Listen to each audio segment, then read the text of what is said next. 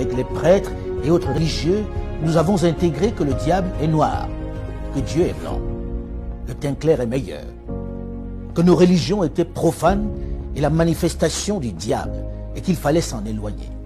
La plupart d'entre nous avons intégré que nous sommes moins intelligents que le blanc.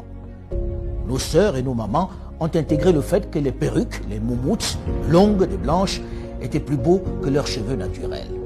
Il est venu le moment de sortir de cet obscurantisme. Il est venu le moment pour une jeunesse désormais bien formée et ouverte sur le monde, d'élaborer le narratif des Africains, de raconter notre histoire, de magnifier nos valeurs, de vulgariser notre savoir, notre conception de la vie. Bref, de récupérer la parole qui nous a été arrachée et de parler de nous, sans complexe, avec fierté. C'est pourquoi j'encourage les jeunes à produire autant qu'ils le peuvent, que ce soit dans la littérature, la culture ou dans le domaine de l'audiovisuel. Les programmes sur nos médias doivent ressembler à nous. Ils doivent refléter nos réalités. Nos feuilletons, nos films, nos jeux doivent ressembler à nous. Fini le mimétisme. Dans le même temps, mon travail à l'international m'a permis au fil de toutes ces années de me rendre à l'évidence à quel point notre continent, pourtant si riche en ressources humaines et minières, souffre d'un mal chronique, l'absence de leadership de qualité qui puisse impulser le développement.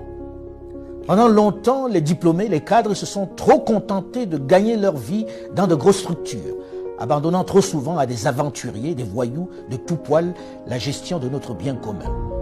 Des politiques sans vergogne qui se sont enrichis, plongeant nos pays dans l'abîme et le chaos.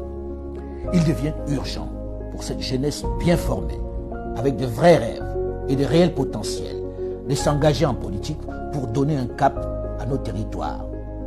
C'est eux qui doivent mettre un terme à cette pandémie qui fait plus de victimes que le paludisme, Ebola et le Covid-19. Il faut s'engager en masse en politique et travailler à changer les paradigmes.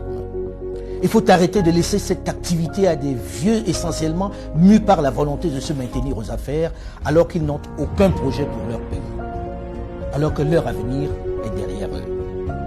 Une chose est certaine, et c'est triste de le dire, ma génération et celle de mes aînés ont échoué à développer l'Afrique.